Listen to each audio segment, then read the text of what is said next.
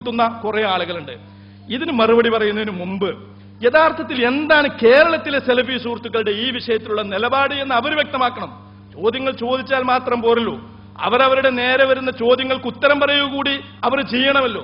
അപ്പൊ അവരെന്താണ് പറയുന്നത് എന്ന് അവർ വ്യക്തമാക്കണം. അവർ ഒരു ഭാഗത്ത് പറയുന്നു ദീനും സിയാസത്തും ഒന്നാണ് എന്ന് അവർ അൽ മുർഷിദിൽ എഴുതുന്നു, മതവും രാഷ്ട്രീയവും ഒന്നല്ല എന്ന് അവർ സൽസബിയിൽ എഴുതുന്നു. അവരുടെ തന്നെ പാഠപുസ്തകത്തിൽ മുഹമ്മദ് നബിയുടെ ദൗത്യം ഒരു ഭരണാധികാരം സ്ഥാപിച്ചിട്ടില്ലെങ്കിൽ അത് പിന്നെ പൂർണ്ണമാകുമായിരുന്നില്ല എന്ന് പാഠപുസ്തകത്തിൽ പഠിപ്പിക്കുന്നു. അതെടുത്ത് ഒരാൾ ഈ ഗ്രന്ഥകർത്താവിന്റെ പേരൊന്നും പറയാതെ ചോദ്യം ചോദിക്കുമ്പോൾ അതിനുള്ള മറുപടിയിൽ ശബാബ് പറയുന്നു അങ്ങനെ പറയുന്നത് ഒരിക്കലും ശരിയല്ല, ഭരണം ഇല്ലായിരുന്നെങ്കിലും മുഹമ്മദ് നബിയുടെ ദൗത്യം പൂർണ്ണമാകുമായിരുന്നു. ഇപ്പൊ പാഠപുസ്തകത്തിൽ ഭരണമില്ലെങ്കിൽ നബിയുടെ ദൗത്യം പൂർണ്ണമാവില്ല എന്ന് ശബാബിൽ അന്ന് കുറച്ചു മുമ്പാണിത്. അത് ഇല്ലെങ്കിലും ഭരണമില്ലെങ്കിലും പൂർത്തിയാകുമെന്ന്. കുറെ മുമ്പ് കോൺഗ്രസിന്റെ ഏകരാഷ്ട്രവാദത്തെ ശക്തമായി എതിർത്തുകൊണ്ട് രംഗത്ത് വരുന്നു. മുസ്ലിം ലീഗിൽ ചേരൽ വാജിബും ഫർളുമാണ് എന്ന് ഫത്വ ഉറപ്പിക്കുന്നു. മുക്കൂട്ട് സപ്തകക്ഷി മുന്നണി ഉണ്ടാകുമ്പോൾ 1960 ആണെന്ന് തോന്നുന്നു. ആ മുന്നണിയിൽ പിന്നെ മുസ്ലിം ലീഗിനും കോൺഗ്രസിനും അനുകൂലമായിട്ട് അതിൽ പിന്നെ വോട്ട് ചെയ്യാതിരിക്കാൻ പാടില്ല, അങ്ങനെ വോട്ട് ചെയ്യാതിരുന്നാൽ അത് മാർക്സിസത്തെ സഹായിക്കലാണ് എന്ന് പറയുന്നു. കുറച്ചു കഴിഞ്ഞ് മുസ്ലിം ലീഗ് അങ്ങോട്ട് മാറുമ്പോൾ ആ പിന്നെ CPM ഉള്ള മുന്നണിക്ക് വോട്ട് ചെയ്യാൻ വേണ്ടിയിട്ട് വീണ്ടും പിന്നെ ആഹ്വാനം ചെയ്യുന്നു. ഇങ്ങനെ ആകപ്പാടെ വൈരുദ്ധ്യങ്ങൾ. യഥാർത്ഥത്തിൽ എന്താണ് നിങ്ങളുടെ നിലപാട്? അതൊന്ന് പറഞ്ഞു കിട്ടുന്നില്ല. എന്താണ് രാഷ്ട്രീയത്തിൽ നിങ്ങളുടെ നിലപാട്? ഇന്ത്യയിലെ വ്യവസ്ഥിതിയെ സംബന്ധിച്ച് എന്താണ് നിങ്ങളുടെ സമീപനം? ഹാക്കിമിയത്തിനെ പറ്റി എന്താണ് നിങ്ങളുടെ അഭിപ്രായം? അത് തൗഹീദിന്റെ ഭാഗമാണോ? ഇസ്ലാമിൽ രാഷ്ട്രീയമുണ്ടോ? രാഷ്ട്രീയമുണ്ടെങ്കിൽ അത് ഇന്ത്യയിൽ എങ്ങനെയാണ് ഫിറ്റാക്കേണ്ടത്? നിങ്ങൾ ഇപ്പോൾ സ്വീകരിക്കുന്നത് ഒരു ഇജ്തിഹാദാണോ? എല്ലാവരും കൂടി ചേർന്നിട്ട് എല്ലാ പാർട്ടികളിലും ചേർന്ന് പ്രവർത്തിക്കാം, അങ്ങനെ ഇന്ത്യയിൽ ഒരു ഇസ്ലാമികമായ നിയമവ്യവസ്ഥിതിയെ കൊണ്ടുവരാം. സലഫികൾ പറഞ്ഞിട്ടുള്ളതുപോലെ, ഇബ്നു ബാസും അതുപോലെ തന്നെ ബാക്കിയുള്ള സലഫി നേതാക്കളും ഇബ്നു തൈമിയൊക്കെ പറഞ്ഞിട്ടുള്ളതുപോലെ എല്ലാ പാർട്ടിയിലും അവർ പറഞ്ഞ സലഫികൾ പറയുന്ന ഈ ആശയത്തെ കൊണ്ടുവരാൻ വേണ്ടിയിട്ട് എല്ലാ പാർട്ടിയിലും ചേർന്ന് പ്രവർത്തിക്കാമെന്ന് ഏതെങ്കിലും സംസ്ഥാന സമിതി കൂടി ചേർന്ന് തീരുമാനിച്ചതാണോ? ഇതൊരു ഇജ്തിഹാദാണോ? ഇജ്തിഹാദാണെങ്കിൽ കുഴപ്പമില്ല, പക്ഷെ അത് അങ്ങനെയാണ് എന്ന് പറയണം. അതല്ല, അതൊന്നും ഞങ്ങൾ ആലോചിക്കേണ്ട കാര്യമില്ല എന്ന് പറഞ്ഞാൽ അതിന്റെ അർത്ഥം രാഷ്ട്രീയം ഇപ്പോഴും ഇസ്ലാമിൽ ഇല്ല എന്ന് തന്നെയാണ്. അപ്പൊ ഞാൻ പറയുന്നത്, ആദ്യം തങ്ങളുടെ നിലപാട് എന്ത് എന്നതിനെ സംബന്ധിച്ച് അവർ മറുപടി പറയേണ്ടതുണ്ട്. ഈ നിലപാട് മാറുന്നു എന്നുള്ളത് ഞാനൊരു ഉദാഹരണം പറയാം. ഞാൻ നേരത്തെ ഷെയ്ഖ് ഇബ്നു ബാസിന്റെ മറുപടി വായിച്ചല്ലോ. അതായത് ഒരിക്കലും ഒരു അനിസ്ലാമിക വ്യവസ്ഥയിൽ തെരഞ്ഞെടുപ്പ് പങ്കെടുക്കാൻ പാടില്ല, വോട്ട് ചെയ്യാൻ പാടില്ല, മുസ്ലിങ്ങൾക്ക് വോട്ട് ചെയ്യാൻ പാടില്ല, പ്രതിജ്ഞ ചെയ്യാൻ പാടില്ല എന്നൊക്കെ പറഞ്ഞ ഇബ്നു ബാസും കൂട്ടരും തന്നെ നിങ്ങൾ ഫത്താവൽ ലജ്നത്ത് ദായിമയുടെ കുറച്ച് അപ്പുറത്തുള്ള ഭാഗങ്ങൾ വായിച്ചാൽ നിങ്ങൾക്ക് കാണാൻ പറ്റും.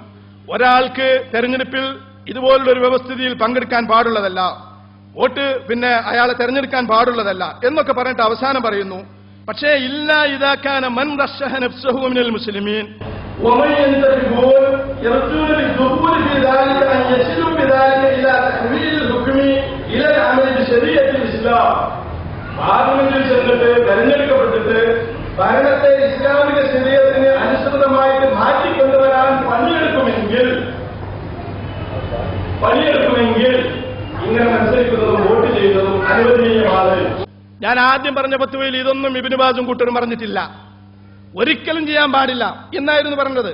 പക്ഷെ ഇന്ന് ഈ ഫത്വയല്ല, ഇബ്നു ബാസിന്റെയും ശേഷം വന്ന ഫത്വകൾ, സൽമാനുൽ ഔദ എന്ന് പറയുന്ന ഇപ്പോൾ ജീവിച്ചിരിപ്പുള്ള സലഫി പണ്ഡിതന്റെ ഫത്വ, അതുപോലുള്ള പല സലഫി പണ്ഡിതന്മാരുടെയും ഫത്വകൾ ഏറ്റവും ഒടുവിൽ വന്നിരിക്കുന്നു.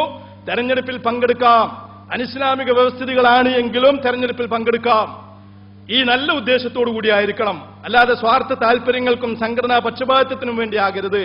അങ്ങനെ ഒരു കാലത്ത് നിയമനിർമ്മാണ സഭകളിൽ ഇസ്ലാമിക ഭരണമില്ലാത്ത രാജ്യങ്ങളിൽ പ്രവേശിക്കാൻ പാടില്ല എന്ന് ഫത്വ കൊടുത്തിരുന്ന സലഫികൾ അഭിപ്രായങ്ങൾ മാറ്റുകയും ഈ നല്ല ഉദ്ദേശത്തോടു കൂടി അത് ചെയ്യാമെന്ന് മാറ്റി പറയുകയും ചെയ്തിരിക്കുന്നു.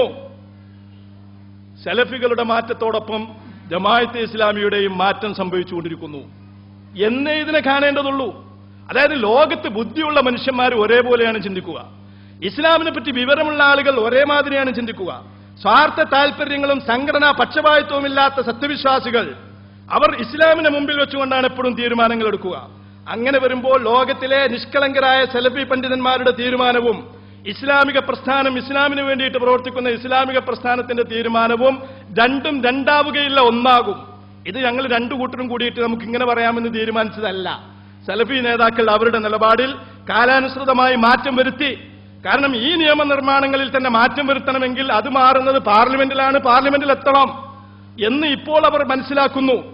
ഈ വിധത്തിലും സമരം ചെയ്യാം, ഈ വിധത്തിലും പോരാട്ടം നടത്താം എന്ന നിഗമനത്തിലേക്ക് അവർ എത്തുന്നു. കാലത്തിലുണ്ടായ ഒരു പുരോഗതിയാണ്. ജമാഅത്തെ ഇസ്ലാമിയും സലഫികൾക്കുണ്ടായ ഈ പുരോഗതി ജമാഅത്തെ ഇസ്ലാമിക്കും ഉണ്ടായി. അങ്ങനെ പല സലഫികളും കുവൈത്ത്, ബഹ്റൈൻ തുടങ്ങിയ രാജ്യങ്ങളിൽ ഇന്ന് സലഫികൾ തെരഞ്ഞെടുപ്പുകളിൽ പങ്കെടുക്കുന്നു. സുഡാനിൽ ഉമറുൽ ബഷീറിന്റെ മന്ത്രിസഭയിൽ സലഫികൾ അധികാരത്തിൽ പങ്കാളിത്തം വഹിക്കുന്നു. കുവൈത്തിലും ബഹ്റൈനിലും സലഫികളും ഇഖ്വാനികളും ഒന്നിച്ചു നിന്ന് ഒരു മുന്നണിയായിക്കൊണ്ടാണ് മത്സരിക്കുന്നത്. ഇതൊക്കെ നമ്മൾ മനസ്സിലാക്കേണ്ടതാണ്. അപ്പോ മാറ്റങ്ങൾ എല്ലാവർക്കും ഉണ്ടായിക്കൊണ്ടിരിക്കുന്നുണ്ട്. പക്ഷേ ഈ മാറ്റത്തിന്റെയൊക്കെ പ്രചോദനം കാലഘട്ടം മാറുമ്പോൾ അതിനനുസരിച്ച് ഇതിന്റെ താല്പര്യങ്ങൾ മാറ്റുക എന്നുള്ളതാണ്. അത് മാറേണ്ടി വരും. അപ്പോ മാറുന്നു എന്നുള്ളത് ഒരു തിന്മയായിട്ടല്ല, ഒരു നന്മയായിട്ടാണ് പരിഗണിക്കേണ്ടത് എന്നാണ് ഞാൻ പറയുന്നതിന്റെ ചുരുക്കം. അല്ലാഹു സുബ്ഹാനഹു വ തആല അനുഗ്രഹിക്കുമാറാവട്ടെ. വ ആഖിറു ദഅവാന അൽഹംദുലില്ലാഹി റബ്ബിൽ ആലമീൻ. അസ്സലാമു അലൈക്കും.